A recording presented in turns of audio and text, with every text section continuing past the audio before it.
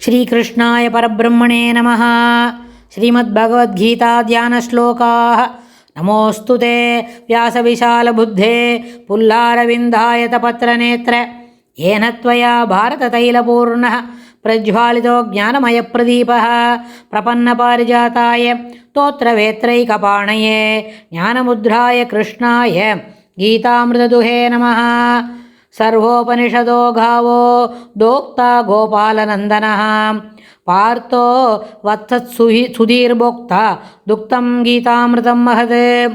वसुदेवसुदं देवं कंसचाणूरमर्दनं देवकी परमानन्दं कृष्णं वन्दे ஜகத்குரும். அடுத்தது 15வது அத்தியாயத்தில் 6வது ஸ்லோகம். ந தத்பாசயதே சூர்யோ ந சசாங்கோ ந பாவகः யத்கத்வா ந நிவர்த்தந்தே தத்தாம பரமம் மம. ந தத்பாசயதே சூர்யோ ந சசாங்கோ ந பாவகः ந சசாங்கோ ந பாவகः யத்கத்வா ந நிவர்த்தந்தே தத்தாம பரமம் மம. இந்த ஸ்லோகத்தில் பெருமாள் என்ன சொல்கிறாருன்னு கேட்டால், யத்கத்வா ந நிவர்த்தந்தே யத்கத்வா ந நிவர்த்தந்தே தத் மம பரமம் தாமஹ அப்படின்னு சொல்கிறார். அதாவது யத்கத்வா எங்கு சென்றால், நான் நிவர்த்தந்தே மீண்டும் திரும்பி வருவதில்லையோ, தத்தாம அந்த இடம், அந்த உறைந்த உறைவிடம், பரமம் மம அது மேலும் மேலும் மிகவும் சிறப்பான என்னுடைய உறைவிடம் அப்படின்னு சொல்கிறார். எங்கே, எப்படி போகணும்? யத்கத்வா ந நிவர்த்தந்தே அப்படின்னு கேட்கச்சே, தத் பாசயத்தே சூர்யா ந தத் பாசயத்தே சூர்யா ந தத் எங்கேருந்து போனா வரல அப்படின்னு கேட்டால், அந்த உயர்ந்த உறைவிடம் தத் அதை சூர்யா ந பிரகாஷ ந தத் பாசயத்தே சூர்யா அதாவது அந்த இடம் இயற்கையாகவே ஒளி பொருந்தியதாக இருக்கும். அங்கே இருட்டுன்றதே கிடையாது. ஆனால் அங்கே இருட்டு கிடையாதே தவிர சூரியனால் அது ஒளி விடுறதில்ல. அப்புறம் சந்திரனாக அங்கே குளிர்ச்சி வருவதில்லை. அதாவது ந தத் பாசயதே சூர்யா ந சசாங்கோ ந பாவகா. சசாங்கோ ந பாவகாகனா அங்கே என்ன, சந்திரனால் குளிர்ச்சியும் இல்லை, அக்னியினால் தகிக்கிறமும் இல்லை, சூரியன் அங்கே வெளிச்சம் கொடுக்கறது இல்லை.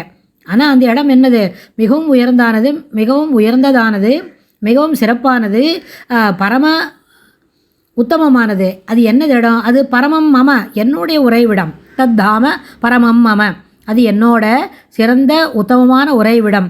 அது என்னது? அது என்ன, அந்த இடத்துக்கு என்ன சிறப்பு? யத்கத்வா ந நிவர்த்தந்தே எந்த இடத்துக்கு போனால் இந்த ஜீவன் மீண்டும் திரும்பி வருவதில்லையோ, மீண்டும் திரும்பி வருவதற்கு அவசியம் இல்லையோ, தத்தாம அதுபோல இடம், அந்த இடம் பரமம் மம அது அந்த சிறப்பான உத்தமமான உறைவிடம் என்னுடையது, என்னுடைய இருப்பிடம் அப்படின்னு சொல்கிறார். ஆனால் நம்ம தான் சொன்னோம், வைகுண்டம் எப்படி இருக்கும்? அங்கே ஆத்மாலாம் ஒளி பொறிஞ்சது, எப்பவும் வெளிச்சமாக இருக்கும், இருட்டே கிடையாது, ராத்திரியே வராது, எப்போவுமே பகல் போல் வெளிச்சம் இருக்கோன்னு. ஆனால் அதுக்கு தான் பெருமாள் இப்போ இங்கே ஒரு சின்ன கோடிட்டு காட்டுறார். ந சூரியன் ந தத் சூரியதோ ந தத் பாசயதே சூரியா சூரியன் அங்கே ஒளி பிரகாசிக்க செய்வதில்லை. ந சசாங்கா சந்திரனும் அங்கே குளிர்ச்சியை தருவதில்லை. ந பாவகா என்னது, அக்னியும் அங்கே வெளிச்சம் உஷ்டம் தருவதில்லை. இருந்தாலும் அது சிறப்பான உத்தமமான என்னுடைய உறைவிடம் அப்படின்னு சொல்கிறார். இதே வார்த்தையை கடோபனிஷத்தில் கூட ஒரு சின்ன ஸ்லோகம் பார்க்கலாம். ந தத்ர சூரியோ பாதி ந சந்திர தாரகம் ந ஏமா வித்யுதோ பாந்தி குதோயமக்னி தமேவ பாந்தமனுபாதி சர்வியம் தஸ்ய பாசா சர்வமிதம் விபாதி. இது கடோபனிஷத்தில் இதே கருத்தை சொல்கிற அளவுக்கு பெருமாள் என்ன சொல்லியிருக்காரோ அந்த கருத்து கடோபனிஷத்துலேயும் நம்ம என்ன பார்க்கலாம், அதை பற்றி பார்த்துக்கலாம்.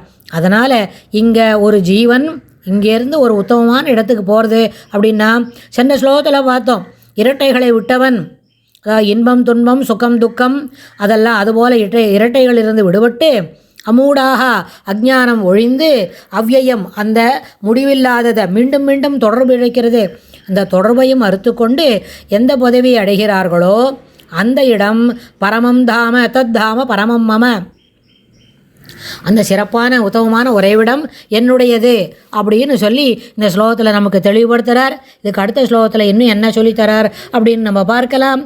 ஸ்ரீ கிருஷ்ணாய துப்யம் நமஹ.